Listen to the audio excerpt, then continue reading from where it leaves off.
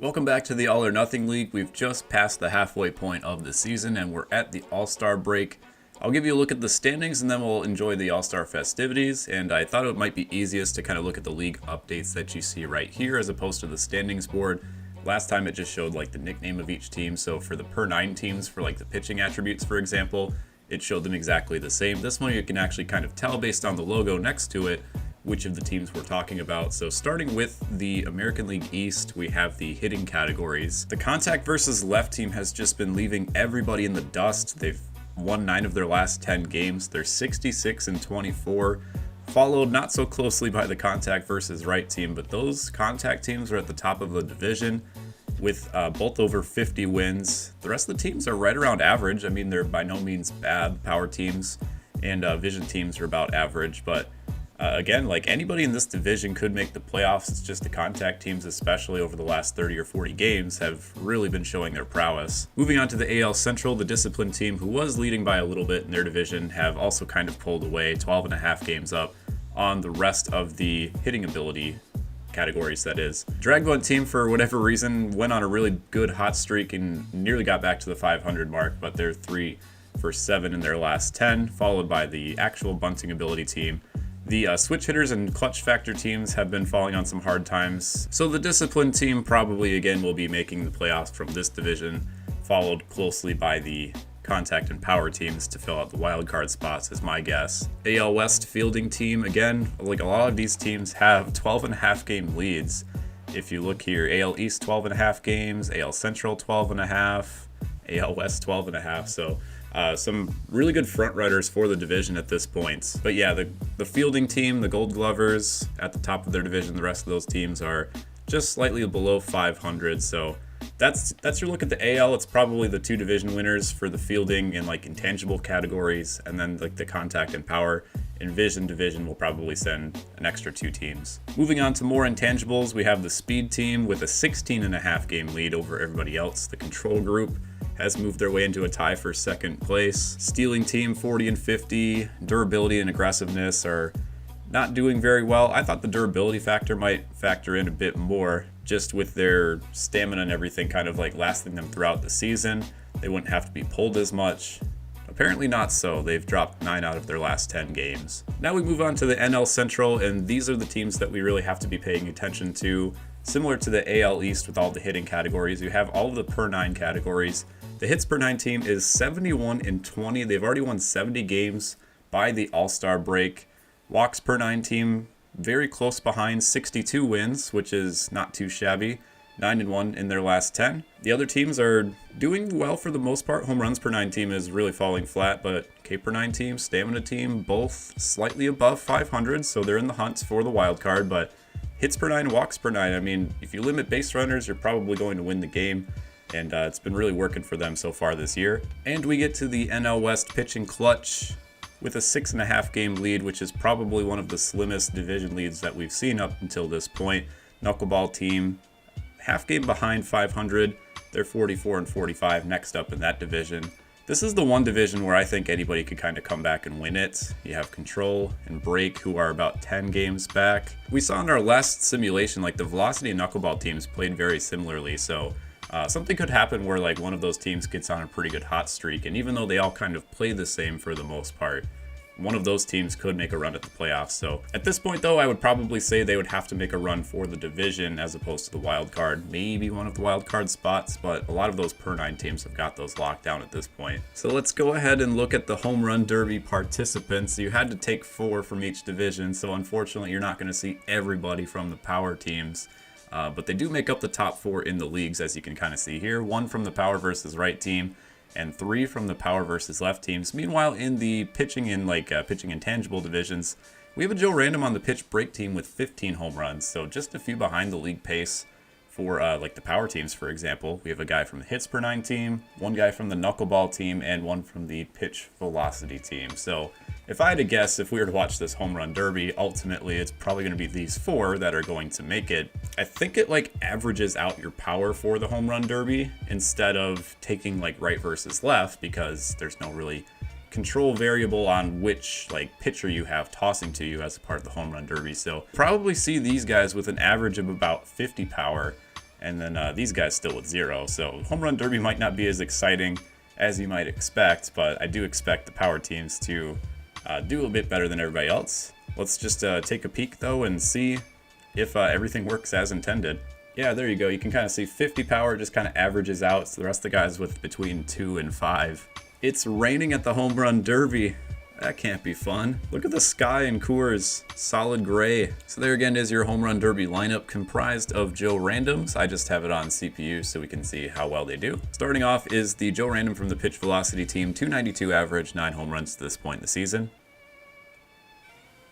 And indeed, it looks like they're all going to be facing right-handed pitching, which again shouldn't matter too much if it averages out, but we had one guy from the power versus right team, so, you know, maybe he would have had a huge advantage if it did it otherwise. He's taking literally all of the pitches to this point, has not made a swing. That one, what are you doing?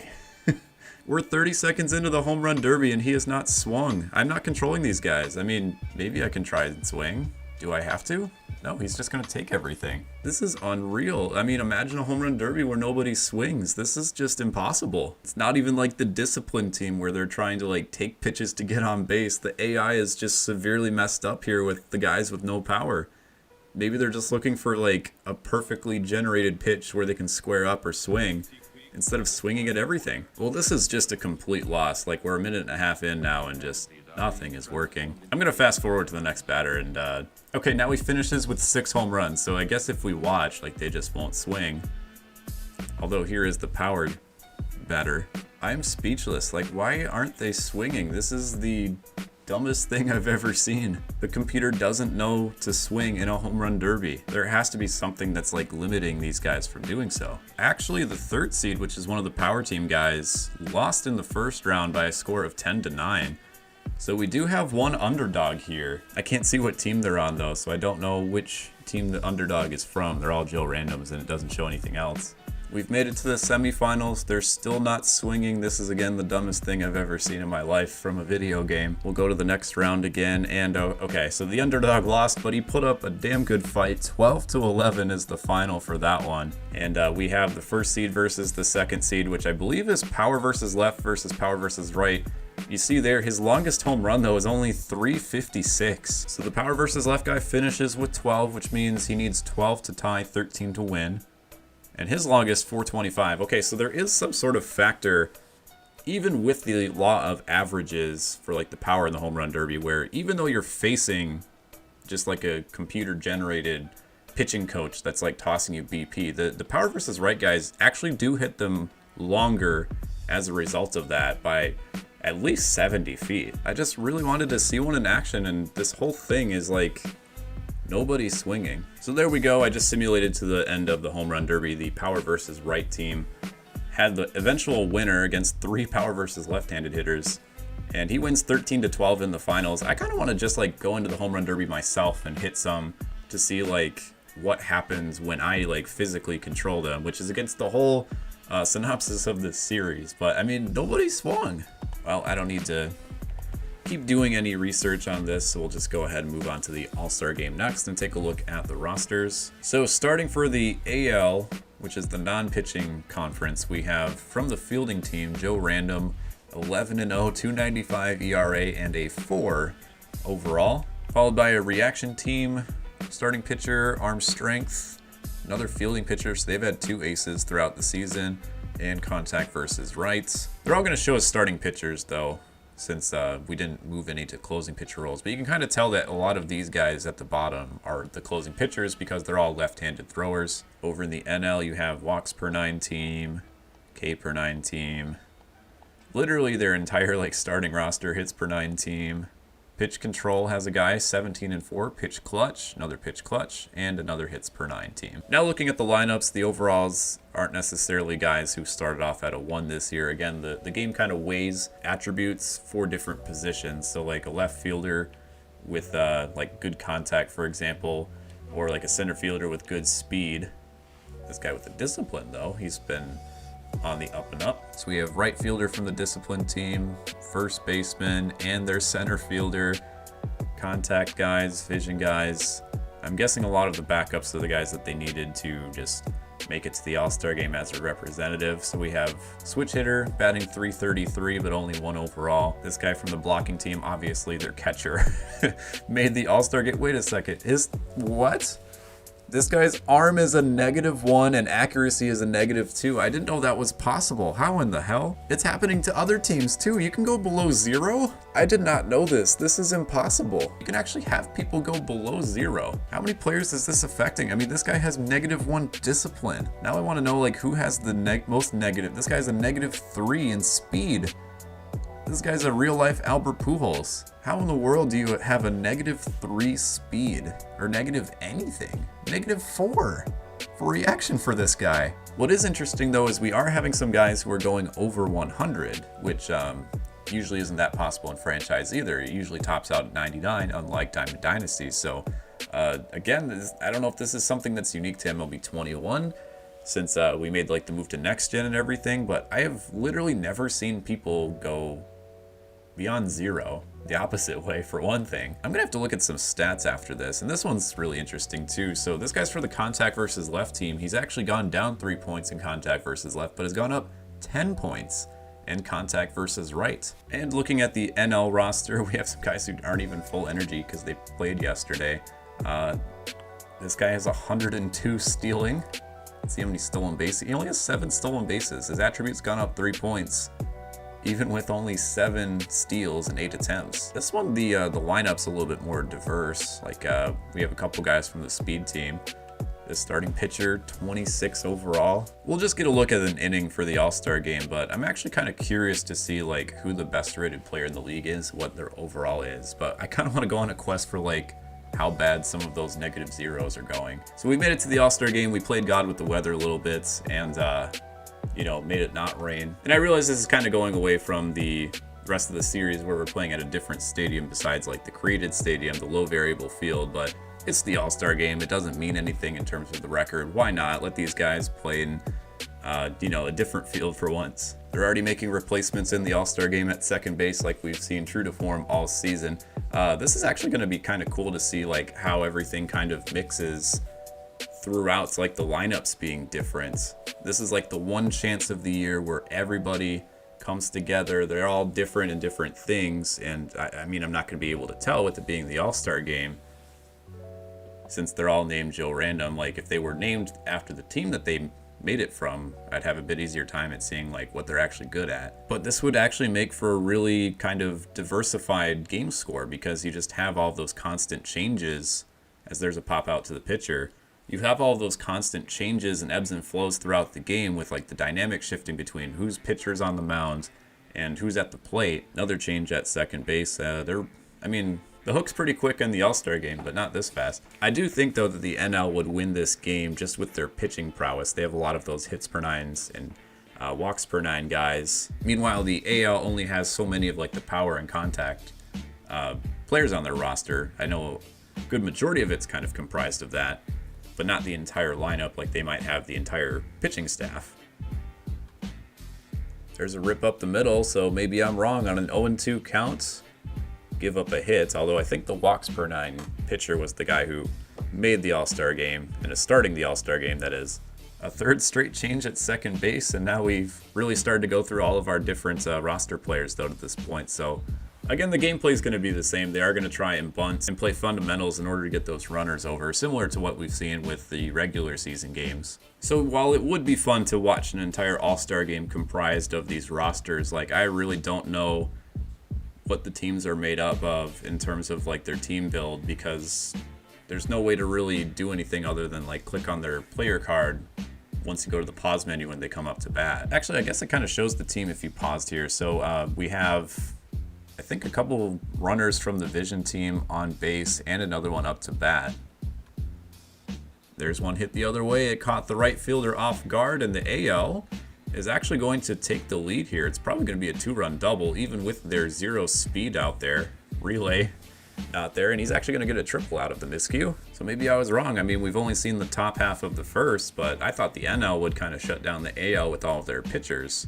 They've been getting a lot of solid hits so far. So we'll watch the bottom half of the inning after this one concludes and just kind of sim the game from there, see what happens in the box score.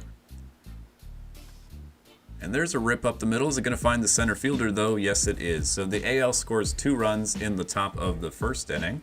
So we have the pitcher from the fielding team on the mound, and the batter is from the Steel team. Kind of interesting selection to put at the top of the lineup as opposed to maybe some speed guys.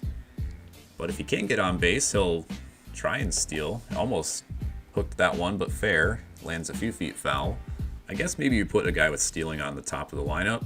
There's one that's dumped in front of the right fielder, but he adjusts and makes the catch. So no steal opportunity here from the top of the lineup. And now in the 2-hole, we do have one of the speed team members. Honestly, he just really needs to put one in play for things to work out in his favor, and then he'll be able to tear up the bases from there.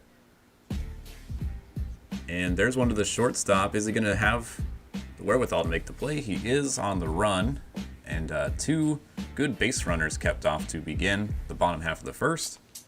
3-hole hitter from the K/9 team. So this is truly a 0-on-0 matchup. 0 pitching skill versus 0 batting skill for the most part. Obviously, they've gone up a couple points in different varieties throughout the season, but this is just basically a coin flip in terms of the outcome. That one also found the zone, and it's another ball that just happens to find the fielder just a few feet away from a base hit in almost all of their swing attempts in the bottom of the first. That's where we'll leave things for now. We'll go ahead and sim into the 9th inning and see if it's a competitive game. As anticipated, the National League team has pulled ahead. It's 14-9, so it's been high scoring. Get a look at the box score. It's 14-9. They've had 13 hits. So they've had less hits than they've actually scored runs, which leads me to believe, if we look at the box score here, they might have had a lot of walks or errors or something. Indeed, so they've had 8 walks and 13 hits, so 21 base runners to the AL's 11 hits and 4 walks. So pretty close, all things considered. But we'll go ahead and fast forward to the end of the game, see if they make any noise. And indeed, that's the final score, 14-9. The NL has completed the victory. Dave Roberts is happy. Even though these teams aren't very good, I kind of want to do like a battle of the base stealers. We have a 28-61 team going up against 40-50, but I think it might be kind of entertaining to see them just like attempt to steal bases and how it ends up working out for them as they kind of like progress through the game. So there's going to be a lot of bunt attempts, obviously, unless like since we go into the game they just decide to bunt instead of steal. But just seeing if like each team tries to steal like 5 or 10 times a game and maybe gets thrown out like 60 to 70% of those times, because we did the speed team earlier and they didn't do any stolen base attempts even with their speed. So you really have to have those categories, the base running ability or aggressiveness, to even like consider the computer to like steal the bases in the first place. It doesn't detect that since they have a higher speed they should go against a catcher who has 0 arm strength or something like that. You have to tell the AI that indeed these guys are well rated in stealing or aggressiveness in order for them to try and attempt. So yeah, we'll do that and then probably sim through close to the end of August. I mean, at that point we'll have added another close to like 30 to 40 games. We'll maybe sim to about here after that game. And then as we get to the end of the season, I might do like a game that's might determine like a wild card spot or something later on in September before we go ahead and do like the full season update. So that's the roadmap for now. Again, next up will be the Battle of the Base Stealers, and then from there we'll get closer to the end of the season. Again, thank you so much for watching this edition of the All or Nothing League. We have the All-Star game and the halfway point wrapped up, so we're getting there. We're going to the playoffs fairly soon, and then we'll start maybe doing a few more showcases as we get into the playoffs and everything. But signing off for now, this is Kasami from Showzone. We'll see you next time.